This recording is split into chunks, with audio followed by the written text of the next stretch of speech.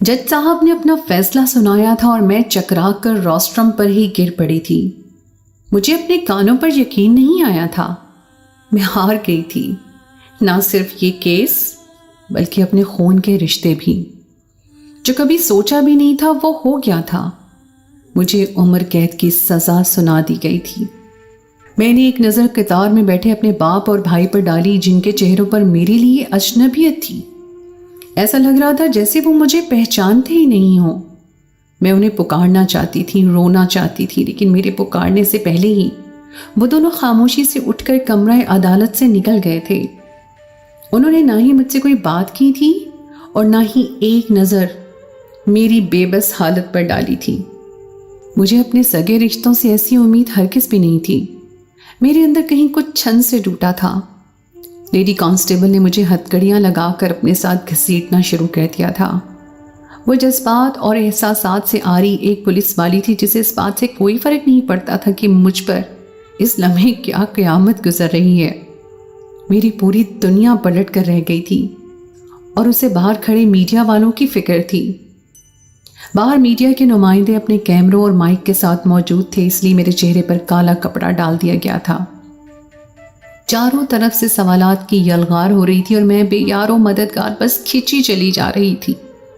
एक अंधेरा उस काले कपड़े से मेरी आंखों के सामने छाया था, तो एक अंधेरा मुस्तकबिल के खौफ से। अब कोई मेरा नहीं था, बस मैं थी और मेरे साथ मेरा खुदा। मुझे उम्र कैद की सज़ा हुई थी और मैं अच्छी तरह वाकिफ थी कि अब मुझे सारी ज़िंदगी तन्हा जेल की सलाखों के पीछे काटनी होगी। ना कोई मेरा अपना मुझसे मिलने के लिए आएगा, ना ही कोई शनासाई होगी। लेकिन ये इल्म मुझे हरगिज़ भी नहीं था कि कॉल कोठरी में क्या क्या होता है और मेरे साथ क्या होने वाला है। ये राज तो वहीं जाकर मुझे पता चला कि उम्र कैद की सज़ा पाने वाली औरतों के साथ क्या क्या किया जाता है। मुझे सेंट्रल जेल में पहुंचा दिया गया था, जहां हर तरफ सफ़ेद लिबास में औरतें मौजूद थीं और जिनके चेहरे पर छाई सख्ती और मकरू हंसी बता रही थी कि वो यहाँ की दुनिया की आदी हैं और हर कोई किसी न किसी गुनाह में मुब्तला होकर ही यहाँ तक पहुंची है। सब छोटी छोटी सी कोठरियों में सलाखों के पीछे बंद थी और मेरे कदमों की आहट पर ऐसे मेरी तरफ देख रही थी जैसे मैं यहाँ कोई नई मेहमान बनकर आई हूँ। मुझे भी एक कोठरी में बंद कर दिया गया, जिसमें पहले से ही एक औरत सर झुकाए बैठी थी। जैसे ही मैं अंदर दाखिल हुई तो उसने सर उठाकर मेरी तरफ देखा और उस पर नज़र पड़ती ही मेरे औसान खता हो गए। उसका ऊपर वाला होंठ कटा हुआ था और आंखें इतनी सुर्ख हो रही थीं जैसे उसने नशा कर रखा हो। मुझे देख के वो मुस्कुराई तो मज़ीद खौफनाक मालूम हुई और फिर मुझे कहने लगी, क्या नाम है तुम्हारा बीबी? क्या गुनाह करके यहाँ पहुंची हो? इससे पहले कि मैं उसकी बात का कोई जवाब दे देती, जेलर हमारी कोठरी में चली आई थी। उसने आते ही मुझे सख्ती से कहा, सुन लड़की, तुझे यहाँ के तौर तरीकों के हिसाब से रहना होगा और हमारी मर्जी के खिलाफ अगर तूने कदम उठाने की कोशिश भी की तो अच्छा नहीं होगा। वो बाहर की दुनिया थी जहाँ तू अपने माँ बाप की आंखों में धूल झोंक कर इतना बड़ा कारनामा सर अंजाम देकर यहाँ चली आई है, लेकिन ये मेरी दुनिया है, यहाँ मेरा सिक्का चलता है। आज से तेरा नाम मेहरुन्निसा नहीं बल्कि तेरा 322 है और अपना नाम बहुत अच्छी तरह याद रखना। तुझे इसी नाम से पुकारा जाएगा और यही तेरी पहचान है। जेलर की बातों पर मेरी आंखें नम होने लगी थी और आंसू धीरे धीरे टपक रहे थे कि अचानक जेलर मेरे करीब आई और मुझे बालों से पकड़ लिया और कहने लगी, इतना बड़ा जुर्म करके यहाँ तक पहुँच गई है और अब मासूमियत का ढोंग तो देखो चेहरे पर कैसे सजाया हुआ है। वाह, बड़े लंबे बाल हैं तेरे। अरे ओ कांस्टेबल! जेलर ने जोर से आवाज़ लगाई। जैसे ही कांस्टेबल सामने आई तो वो हंसकर कहने लगी, अपनी इस 322 के बाल तो देखो, कितने लंबे और सिल्की हैं। लगता है किसी शैम्पू के इश्तिहार के लिए यहाँ आई है। जाओ जाकर इसके बाल कटवाने का इंतज़ाम करो, मुझे इसके सर पर बाल नजर ना आए। जेलर की बात सुनकर मेरे होश उड़ गए थे। मैंने रोते हुए कहा कि क्यों, मेरे बाल क्यों कटवाए जाएंगे? मुझे अपने बालों से बहुत मोहब्बत थी और मैं सोच भी नहीं सकती थी कि कोई मेरे इतने लंबे घने बालों को काट देगा। मेरी बात सुनते ही जेलर ने एक जोरदार थप्पड़ मेरे मुंह पर मारा और कहने लगी, अभी तुझे समझाया था ना कि ये मेरी दुनिया है और यहाँ मेरा सिक्का चलता है। तेरी हिम्मत भी कैसे हुई ज़बान दराजी करने की? तू यहाँ किसी फिल्म में काम करने नहीं आई है जो इतने लंबे बाल लेकर घूमेगी। इनको धोने में इतना पानी भी खर्च करेगी और वक्त भी। यहाँ और भी बहुत दूसरे से काम होते हैं। अभी तो तेरे शुरू के दिन हैं, तू आराम कर। आहिस्ता आहिस्ता तुझे पता चलेगा कि यहाँ तो तुझे क्या क्या करना होगा। जेलर की बात सुनकर मेरे होश उड़ गए थे। अब तक तो मैं अपने घर वालों की जुदाई का मातम मना रही थी और सोच रही थी कि इस जेल में सारी जिंदगी मैं कैसे तन्हा जिंदगी गुजारूंगी, लेकिन अब तो एक नई मुसीबत मेरे सर पर आ गई थी। मैंने सोचा भी नहीं था कि जेल आकर मुझे ये सब कुछ भुगतना पड़ेगा। मेरी कोठरी में मौजूद दूसरी औरत मेरे करीब आई और आहिस्ता से झुककर कहने लगी, फिक्र न कर बीबी, तुझे भी यहाँ रहने की आदत हो जाएगी। आई तो तू कुंवारी है, लेकिन वो दिन दूर नहीं जब तू बच्चों की माँ भी बन जाएगी और तुझे पता भी नहीं चलेगा। उसकी बात सुनकर मेरी रूह की हड्डी सनसना उठी थी, क्योंकि मुझे उसकी बात का वाज़े मतलब तो समझ नहीं आया था, लेकिन मैं इतना ज़रूर जानती थी कि वो किसी गलत बात की तरफ इशारा कर रही है। मैंने हकलाते हुए कहा कि आप क्या कहना चाह रही हैं? मैं गैर शादीशुदा लड़की हूँ, मेरे बच्चे कैसे हो सकते हैं? मेरी बात सुनकर वो ज़ोर ज़ोर से हंसती और कहने लगी, अभी तू यहाँ नई नई आई है, कुछ दिन रहेगी तो यहाँ के कायदे कानून भी सीख जाएगी और तौर तरीके भी, और यहाँ की इन काली बातों से भी पर्दा उठ जाएगा जिससे फ़िलहाल तू नावाकिफ़ है। ये कहकर वो कोठरी के एक तरफ पड़े बिस्तर पर जाकर खामोशी से लेट गई और थोड़ी ही देर के बाद कांस्टेबल एक औरत को लेकर चली आई, जिसने मेरे लाख शोर मचाने के बावजूद भी मेरे लंबे लंबे बालों को सिरे से काट कर मुझे गंजा कर दिया। मैं उम्र कैद की सज़ा के पहले दिन ही गंजी हो चुकी थी और अपने फर्श पर बिखरे लंबे बालों को देखकर अपनी बेबसी पर सिवाय आंसू बहाने के मेरे पास कोई चारा नहीं था। जेल की पहली रात बहुत ही भयानक थी। छोटे छोटे चूहे इधर से उधर भागते फिर रहे थे और झींगरों की आवाज़ों ने मेरा दम निकाल दिया था। मुझे तो कीड़े मकोड़ों से बहुत ज़्यादा डर लगता था, और यहाँ आला नस्ल के झींगर थे जिनके साइज़ देखकर ही मेरी चीखें निकल रही थी। कुछ देर तक मेरा शोर बर्दाश्त करने के बाद मेरी कोठरी में सोई हुई दूसरी औरत उठकर बैठ गई और कहने लगी, तेरा दिमाग ख़राब है क्या? इतना शोर क्यों डाल रखा है?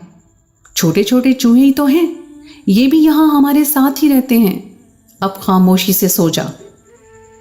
ये कहकर वो तो दोबारा सो गई थी, लेकिन नींद मेरी आंखों से कोसों दूर थी। मैं इस जगह सोना तो दूर, लेटने के बारे में भी नहीं सोच सकती थी।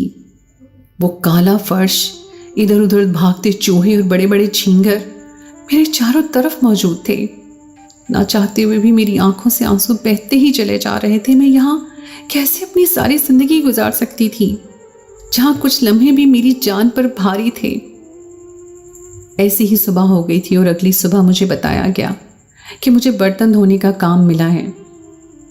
जेल में जितने भी वक्त का खाना मिलता था उन सब के बर्तन धोना मेरी जिम्मेदारी थी। हैरत की बात यह थी कि हुक्म मुझे जेलर ने नहीं सुनाया था, बल्कि यहाँ मौजूद एक बूढ़ी मुजरिमा ने बताया था। वही सब में काम तकसीम करती थी और सब उसकी बात सुनने पर मजबूर थे।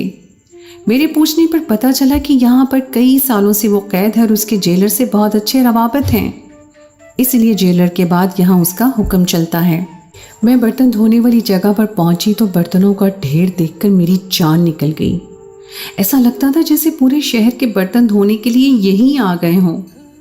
वहाँ पर दो औरतें भी मौजूद थीं जो पहले से बर्तन धोने में मसरूफ़ थीं, और जैसे ही मेरी नज़र उन औरतों पर पड़ी तो मैं हैरान रह गई, क्योंकि वो दोनों उम्मीद से थीं। ऐसी हालत में इस जेल में रहना और इतना सारा काम करना उनके लिए कैसे मुमकिन था? तजस्सुस के हाथों मजबूर होकर मैंने उनसे पूछ ही लिया कि हामला होकर आप इस जेल में कैसे रह सकती हैं? मेरी बात सुनकर उनमें से एक ने बड़ी अजीब सी नज़रों से मेरी तरफ देखा और कहने लगी, कुछ दिनों की बात है, फिर तुझे भी पता चल जाएगा कि हम ऐसी हालत में यहाँ कैसे रह रही हैं, क्योंकि ये दिन तो जल्द तुझ पर भी आना है।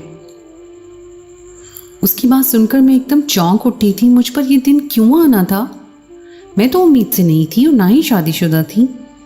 लेकिन इससे पहले कि मैं मज़ीद कोई सवाल करती, पीछे से एक और औरत चली आई। गुस्से में चीखने लगी कि ज़बान नहीं, अपने हाथ चलाओ, बहुत देर हो रही है और भी काम करने हैं। उसके हाथ में एक बड़ा सा डंडा था जिसे देखकर मेरी जान निकल गई थी कि अगर काम में देर हुई तो वो हमें मारने से भी गुरेज नहीं करेगी। मैं खामोशी से उन दोनों औरतों के साथ बर्तन धोने में मसरूफ़ हो गई। सुबह से बर्तन धोते धोते 11 बज गए थे, लेकिन बर्तन थे कि ख़त्म ही नहीं हो रहे थे। और फिर मुझे पता चला कि इसके बाद दोपहर के खाने के बर्तन भी हमें ही धोने हैं। मतलब ये थे कि आज का सारा दिन मेरा बर्तन धोते धोते ही गुजर जाना था। मैंने कभी सोचा ही नहीं था कि जेल की ज़िंदगी कैसी होती है, और यहाँ आकर जब मुझे ये सब देखने को मिला तो मैं बहुत ज़्यादा हैरान रह गई थी। सारा दिन काम काज में गुजार कर रात को जब मैं कोठरी में पहुंची तो मेरी साथ वाली औरत कहने लगी, चल रही 322, आज की रात तेरी जागते हुए नहीं गुजरेगी। तो इस कदर थक चुकी है कि ना तुझे चूहों की फिक्र रहेगी ना ही झींगरों की। अब देखना, तू इस बिस्तर पर लेटेगी तो तुझे खटमल भी महसूस नहीं होंगे और तू गहरी नींद सो जाएगी। उसकी बात पर मैं दुख से मुस्कुराई थी, क्योंकि वो सच ही कह रही थी। मेरा पूरा जिस्म थक के चूर हो रहा था और ना चाहते हुए भी मैं इस बिस्तर पर लेटने पर मजबूर थी जिसमें खटमल तक मौजूद थे। बिस्तर पर लेटते ही मुझे वो दोनों हामला औरतें याद आईं, तो मैंने अपनी साथ वाली उस औरत को आवाज़ दी और कहा, बाजी मुझे बताओ कि जेल में औरतें हामला कैसे हैं और यहाँ बच्चे कैसे पैदा करेंगी। मेरी बात सुनकर वो ज़ोर से हंस पड़ी और कहने लगी, तुझे बड़ी जल्दी है हामला होने की, थोड़ा इंतज़ार कर ले, तेरी बारी भी आ जाएगी। और जब तू बच्चा पैदा करेगी तो तुझे भी पता चल जाएगा कि ये बच्चा कैसे पैदा होता है। उसकी बात पर मैं खामोश हो गई। तो वो कहने लगी, सुन, तू बता, इतनी कम उम्री और जवानी में तू ऐसा क्या गुल खिलाकर यहाँ आई है जो तुझे इतनी बड़ी सज़ा मिली है? अगर वकील अच्छा करती ना तो कभी जेल की नौबत ना आने देती। ये काले कोट वाले बाबू होते हैं ना, ये इंसान के बड़े से बड़े गुनाह को नेकी बनाकर पेश कर देते हैं। तूने क्यों नहीं किसी अच्छे काले कोट वाले से राब्ता किया? अभी तेरी उम्र ही क्या थी, देखने में तो 19-20 की लगती है, और तू सारी जिंदगी के लिए जेल में आ गई है।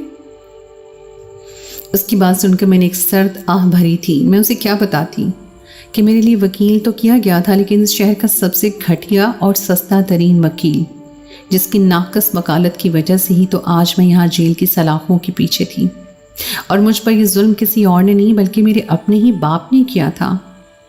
मुझे उस जुर्म की सज़ा मिल गई थी जो मैंने किया ही नहीं था, और मैं चीखती चिल्लाती रह गई थी, फिर भी किसी ने मेरी एक नहीं सुनी थी।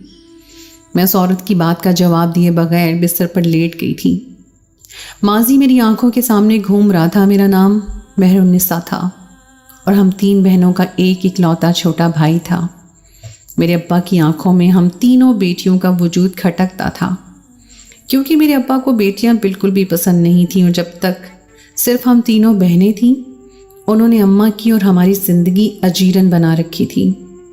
लेकिन जब हमारे घर भाई की पैदाइश हुई तो अब्बा खामोश हो गए और उनकी सारी तवज्जो, प्यार और मोहब्बत भाई के लिए वक्फ हो गई।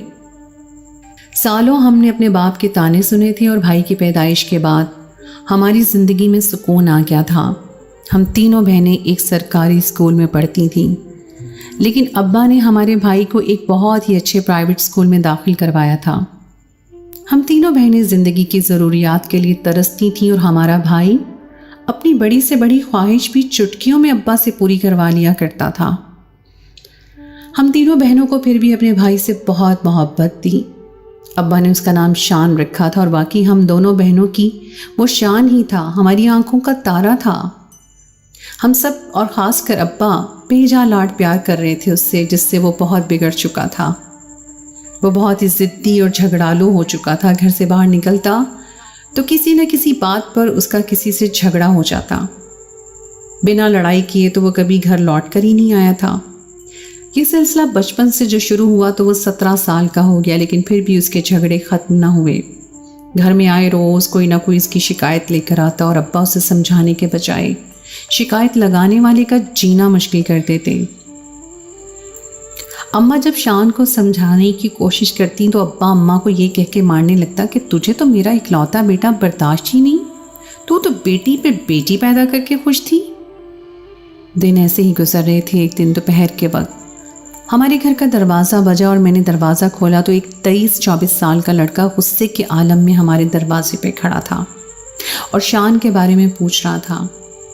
उसके तेवर देख के मुझे अंदाज़ा हो रहा था कि शान ने ज़रूर कोई बड़ा गलत काम किया है, जब भी वो लड़का इतना शदीद गुस्से में है। शान अंदर कमरे में सो रहा था। मैंने उस लड़के से झूठ कह दिया कि मेरा भाई घर पर नहीं है। वो पलट कर तेज़ तेज़ बाहर निकल गया। मैं नहीं चाहती थी कि कोई लड़ाई झगड़ा हो और फिर घर का माहौल ख़राब हो, इसलिए मैंने ये झूठ कहा था। लेकिन उस लड़के की आवाज़ पर शान की आंख खुल गई थी। उसके निकलते ही शान मेरे पास आया, कहने लगा कि दरवाजे पे कौन था। मैंने गुस्से में शान से कहा कि अब क्या गुल खिला कर आए हो? एक जवान लड़का तुम्हारा पूछते हुए यहाँ तक आया था जो उम्र में तुमसे काफ़ी बड़ा था। ऐसा ना हो वो गुस्से में तुम्हें कोई नुकसान पहुँचा दे। अपने कमरे में जाओ और वापस सो जाओ। मेरी बात सुनते ही शान को अचानक गुस्सा आ गया और कहने लगा, मैंने चूड़ियाँ थोड़ी पहन रखी हैं कि कोई लड़का मेरे दरवाजे पे आकर शोर मचाएगा और मैं कमज़ोर औरत की तरह बर्दाश्त कर लूँगा। ये कहकर उसने अब्बा के दराज से रिवॉल्वर निकाला और उस लड़के के पीछे पीछे घर से निकल गया।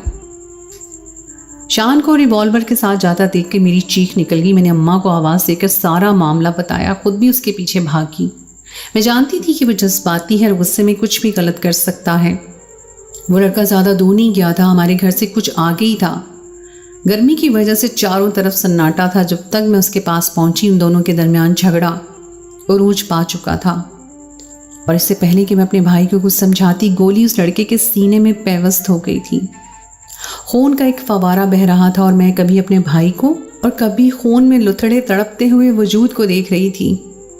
शान की भी सिट्टी गुम हो गई थी। वो रोते हुए मेरे करीब आ गया और मेरे गले लग गया। वो जज्बात में आकर ये कदम उठा बैठा था, जबकि ना ही उसका ऐसा कोई इरादा था और ना ही इसमें इतनी हिम्मत थी। गोली की आवाज़ पर इर्द गिर्द के घर वाले अपने घरों से निकलना शुरू हुए और अब्बा भी वहीं पहुंच गए। हर कोई हैरान परेशान इस मंजर को देख रहा था। मैंने रोते हुए अब्बा को सारी बात बताई तो अब्बा ने फ़ौरन मेरे मुंह पर हाथ रख दिया और कहने लगे, मेहरू बिल्कुल खामोश हो जा और अब दोबारा ये बात ना करना। मोहल्ले वालों ने एम्बुलेंस को कॉल कर दी थी। एम्बुलेंस उस लड़के को लेने के लिए आ गई थी और पता चला वो लड़का मौके पे ही दम तोड़ गया था। पुलिस भी इत्तला पहुंच गई थी, लेकिन पुलिस के आने से पहले अब्बा ने मुझे पहले से कह दिया कि अपने भाई का नाम नहीं लेना। अब्बा ने सबको यही कहा था कि वो लड़का मेरा आशिक था जो मुझसे मिलने के लिए आया था। मैंने मोहब्बत के नाम पर उसे काफ़ी पैसे लिए थे और अब उसे जान छुड़ाना चाहती थी, लेकिन जब वो ना माना तो मैंने गुस्से में उसे गोली मार दी थी।